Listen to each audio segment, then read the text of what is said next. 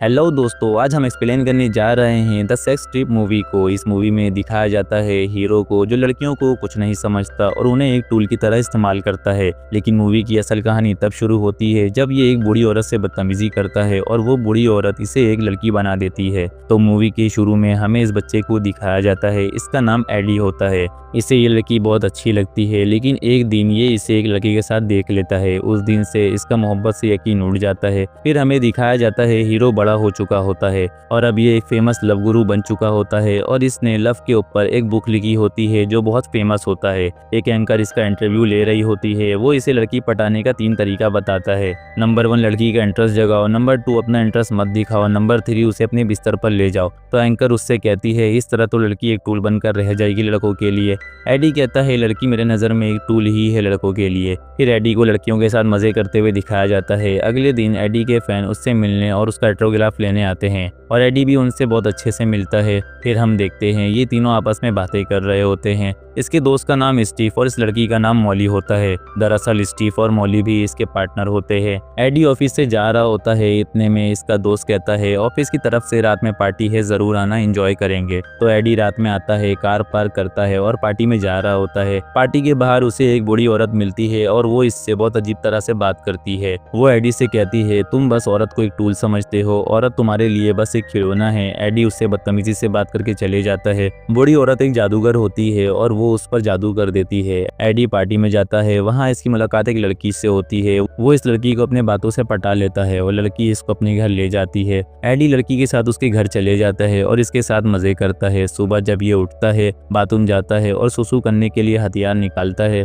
तो देखता है उसका हथियार ही नहीं है और वो एक लड़की बन चुका है। एडी आईने में अपने आप को देख रहा होता है और हैरान और परेशान हो रहा होता है कि ये क्या हो गया मेरे साथ। फिर चुपके से एडी इस लड़की के घर से निकल जाता है और फिर अपने दोस्त स्टीव को कॉल करता है। स्टीव ठरकी होता है और कॉल में लड़की की आवाज सुनकर मचलने लगता है। एडी कहता है मैं एडी हूँ। स्टीव उसकी बातों को यकीन नहीं करता। फिर एडी उसे अपने घर बुलाता है और इसे बताता है कि मैं ही एडी हूँ। फिर इससे अपने बचपन की बातें बताता है तो स्टीव इसकी बातों पर यकीन कर लेता है। लेकिन एडी एक खूबसूरत लड़की बन चुका होता है, इसलिए इसका दोस्त अपनी ठरकीपन की वजह से इस पर भी लैन मार रहा होता है। फिर स्टीव एडी से उसके पिछले दिन के बारे में पूछता है। एडी उसे सब कुछ बता रहा होता है। अचानक उसे उस बूढ़ी औरत की याद आती है और इसे शक होता है कि वही औरत ने ही मुझ पर जादू किया है। वो औरत थोड़ी पागल जैसी लगती है एडी को, इसलिए ये अपने शहर के सारे पागल खाने में उस औरत को ढूंढता है। लेकिन वो औरत इन्हें नहीं मिलती और ये दोनों घर आ जाते हैं। फिर स्टीव इसे कहता है तुम्हें जब तक वो औरत नहीं मिल जाती तुम तब तक औरत बनकर औरत वाली फीलिंग को समझो और इस पर एक फेमस बुक लिखो।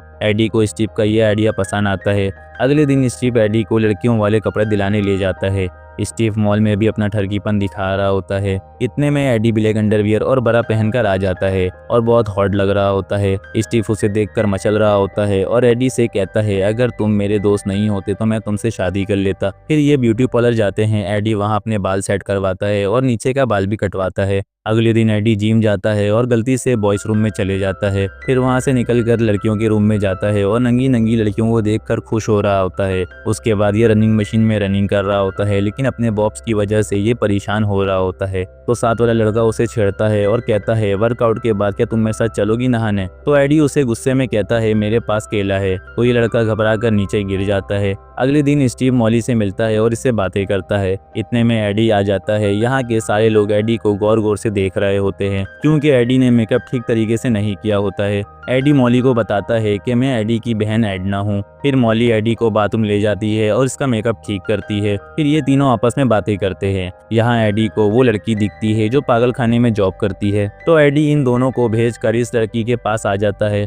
इस लड़की का नाम जैस होता है और उससे बातें करता है। बातों बातों में ये दोनों दोस्त बन जाते हैं और खूब ड्रिंक पीते हैं। जैस भी इसे लड़की समझकर दोस्ती कर लेती है। थोड़ी देर बाद एडी जैस से कहता है चलो एक खेल खेलते हैं, तुम उस आदमी के पास जाओ और उससे दोस्ती करो। जैस ये नहीं करना चाहती थी, लेकिन एडी के फोर्स करने की वजह से ये कर लेती है। जैस उस आदमी के पास जाती है और उसे लुभाने की कोशिश करती है, लेकिन ये जैस को भाव नहीं देता और कहता है मेरी गर्लफ्रेंड है। इतने में एडी इस आदमी के पास आता है और इससे बातें करता है। ये लड़का एडी पर फिदा हो जाता है और इसके लिए ड्रिंक मंगवाता है, लेकिन एडी इस ड्रिंक को इसके मुंह पर मार देता है और दोनों खुशी खुशी बाहर आ जाते हैं। रास्ते में जैस उल्टी कर देती है। एडी उसे उसके घर तक छोड़ देता है। अगले दिन एडी सड़क से जा रहा होता है तो इसे एक अडल्ट वेयर हाउस दिखता है और ये उस शॉप में चले जाता है। यहाँ इसे शॉपकीपर कुछ मेल हथियार दिखाती है। एडी ये सब देख रहा होता है लेकिन गलती से सब गिरा देता है। ये सब करते हुए इसे एक टकला देख रहा होता है और वो एडी के पास आता है और इससे बातें करता है और अपना नंबर देता है कॉफ़ी शॉप में मिलने के लिए। थोड़ी देर बाद एडी घर पर आता है और इसका दोस्त स्टीव भी आ जाता है।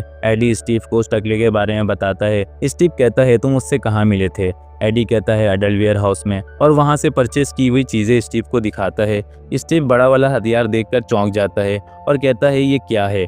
एडी कहता है ये मेरे तीसरे बुक के लिए है। तो स्टीव कहता है ये तीसरी बुक तुम्हारी आखिरी बुक होगी क्योंकि ये लेने के बाद तुम कहीं के नहीं रहोगे। ये कहकर स्टीव इस हथियार को ले जाता है। अगले दिन एडी जैस के पास आता है और उसे टकले के बारे में बताता है और कहता है तुम उसकी गर्लफ्रेंड बन जाओ। तो जैस कहती है मुझे कोई लड़का पसंद नहीं करेगा। तो एडी कहता है तुम मायूस नहीं हो, चलो मेरे साथ। फिर उसे वही ब्यूटी पार्लर लेकर जाता है। जब जैस तैयार होकर बाहर आती है तो बहुत सेक्सी दिख रही होती है, लेकिन जैस शर्मा रही होती है क्योंकि उसने कभी ऐसे कपड़े नहीं पहने थे। फिर एडी और जैस नील कटिंग करवा रहे होते हैं। जैस को इसने अपने आप को एडी की बहन एडना बताया होता है, इसलिए जैस इससे एडी के बारे में पूछती है तो ये कहता है एडी जेल में है। फिर हमें एडी को रेड अंडरवियर और बरा में दिखाया जाता है जो बहुत हॉट लग रहा होता है। रात में एडी इस हथियार को ऑन करके देखता है कि ये काम कैसे करता है। अगले दिन एडी जैस को उस टकले से मिलवाने लेकर जाता है। टकले का नाम मैट होता है। मैट इन दोनों से मिलकर बहुत खुश होता है।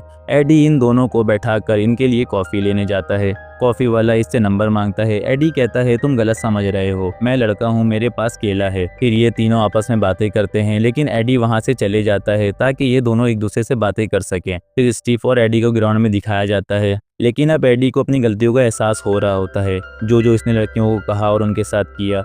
लेकिन स्टीव इसके बातों का मजाक उड़ाता है। फिर एडी जैस के बारे में बात करता है क्योंकि जैस एडी को अच्छी लगने लगती है। अगले दिन एडी जैस के घर जाता है। जैस बोलती है मैं नहाने जा रही हूँ, और ये एडी को भी अपने साथ वॉशरूम ले जाती है और इसके सामने नहा रही होती है।